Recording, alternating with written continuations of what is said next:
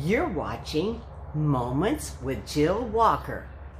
Today I'm talking about complaining. And I thought, I wish I could find lips or a tongue. So I actually went to my little toy poodle's dog cage where I kept the stuffed animal. She was responding like, "What are you doing with my stuffed animal?" But I wanted to use it as an object lesson today because it says in the book of James, the tongue can no man tame.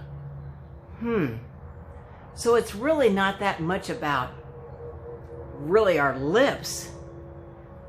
It's about what we're thinking in our head and what's coming out of our heart, out of our mouth, and we use that tongue to describe some things that are very negative at times in our life. You know, I just want to hang my head and admit something. I'm guilty too. And if you're honest, you can say at times in your life, you just might be a little guilty along with me. Guilty about what? Guilty about complaining and using that tongue to say negative things. I'm not really talking about gossip as much as I'm talking about complaining.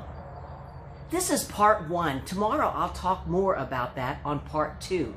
But I have some verses that come from God's Word that explains why God does not like for us to complain. And it's so easy to complain.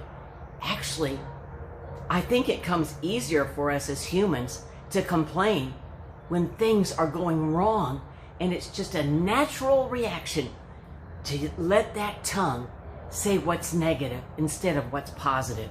It says in Philippians chapter 2, verse 14, do all things without murmurings and disputings.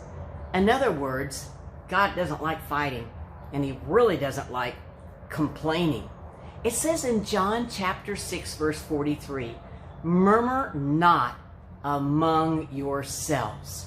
1 Corinthians 10:10, neither murmur ye as some of them also murmured and were destroyed of the destroyer. I'll talk more about some examples of people that murmured and complained in the Bible tomorrow on Moments with Jill Walker. But I'll give you a little hint. The children of Israel was a good example. That's why they couldn't enter the promised land. When we murmur, I think sometimes it could be a form of unbelief. Oh my. It says in Hebrews chapter 11, verse 6, that without faith, it's impossible to please God. I want to do always those things that please him. And I know you do too, or you wouldn't be watching this devotional. In Philippians chapter 4, verse 11, it goes like this. Not that I speak in respect of want, for I have learned. I have learned. Learned what? Learned a lot of things, and one of them is what comes out of our mouth, what we allow our tongue to say.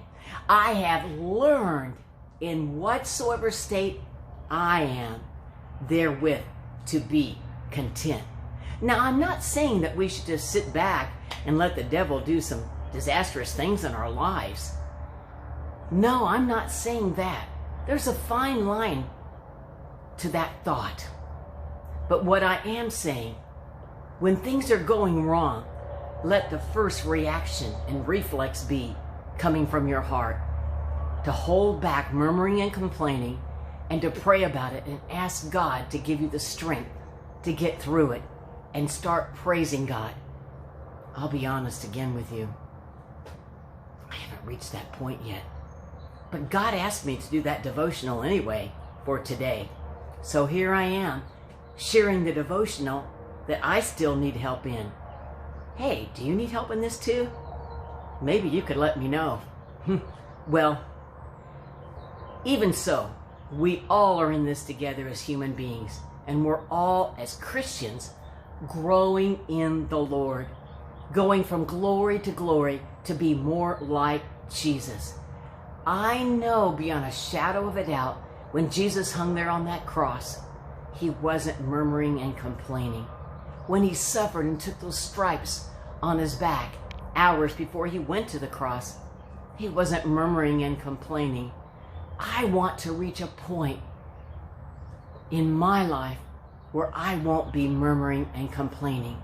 It says in Psalms 107 verse 22, and let them sacrifice the sacrifices of thanksgiving and declare his works with rejoicing.